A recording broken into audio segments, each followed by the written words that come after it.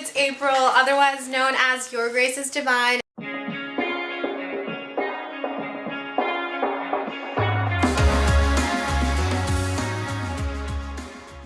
What the fuck is Indie Sleaze? So I saw this TikTok the other day from a trend, led me down a rabbit hole of a bunch of stuff regarding the aesthetic. To this article that was published by Abby Hepworth. So what exactly is Indie Sleaze? According to Mandy Lee, a trend forecaster who goes by Old Loser in Brooklyn on TikTok, it refers to a very specific early 2000s style that you likely associate with Tumblr. Think high flash photography, electro rock dance halls, imprecise eyeliner, old American Apparel ads, mussed up hair, and side swept bangs. Like an Urban Outfitters model, but more dance club and less cabin core. Preferably at a club that would later post watermarked photos of the evening on MySpace, or even better, on the Cobra Snake Ship. I always say that, Cobra Snake Ship. On the Cobra Snake's Tumblr. So basically, Indie Sleaze is a term for an aesthetic that became popularized in the early 2000s, and of course everyone remembers the iconic photos of Taylor Swift partying, Lindsay Lohan partying. Why are we talking about Indie Sleaze? What the f does it matter to me? Why is it important to us? So as a brand owner and a business owner, it's very important, especially right now, to really hone in on those aesthetics and the trends that are, catching the attention of everyone right now. It's really important to use these to your advantage in order to build your brand and really get your customer, your consumer, to know who you are and who you represent. So, and it's being really popularized by the major it girls in LA. Now, I'm talking about, of course, the Carlson sisters, Sydney Carlson and Devin Carlson, who founded Wildflower Cases, and I really think these girls are geniuses. I am sure they're heavily involved with the branding of their company Wildflower Cases, and Sydney created a white wine kind of sweet tumbler a couple years ago, and she created an Instagram account to go along with it. And during the Malibu fires, she actually compiled all of the film and sold it in a book that, coffee book. She donated a lot of the proceeds to the Malibu fire relief, but I think this is genius, and I think it's really, really starting to come back right now, especially because of, the rise in film mixed with the events that are going on globally.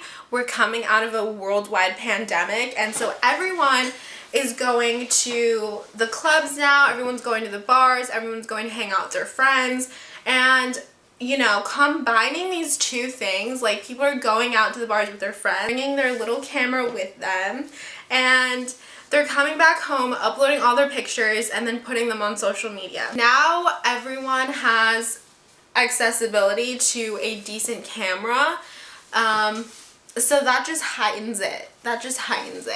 And it makes everyone feel like included, It makes everyone feel like they're a part of the community, which is really what building a brand is all about. So I highly encourage that if you are a brand and you're a business owner, that you really tap into this aesthetic right now, because it's super popular. So right now I'm going to be showing you a couple examples of what this aesthetic looks like right now on Instagram. Using this right now, of course, we have Devin Lee Carlson, we have Sydney Carlson, we have all of their friends, we have Victoria, Stassi Baby, all these girls.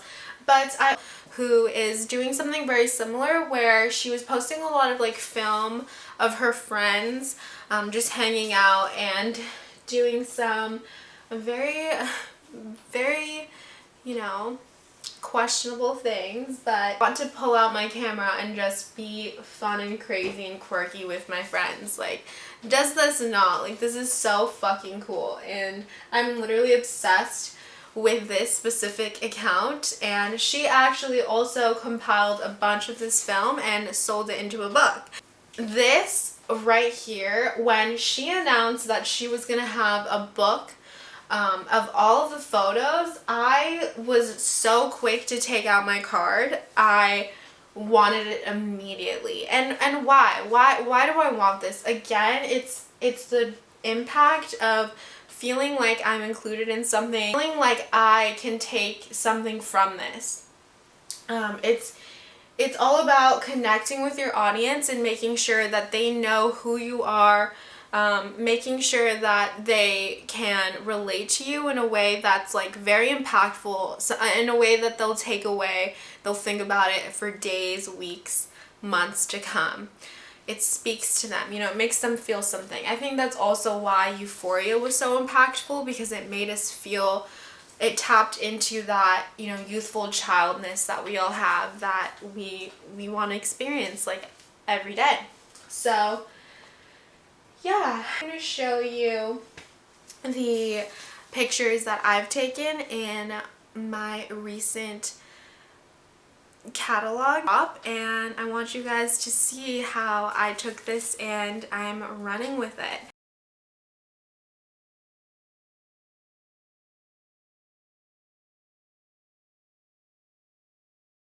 I think the reason why I didn't know what it was before was because I was kind of like young when it first kind of came around. I was maybe 11 or 12. It's a little grungier, it's a little darker, it's a little, you know, gritty, and it still has that indie vibe. I think people who were, you know, really into Indie Sleaze later on became hipsters. Let me know if you totally saw this coming, and let me know if there's any other influencers out there that are kind of following this trend. I'm really curious. I want to stalk them, so please let me know, and I hope this was helpful. See you guys in the next video.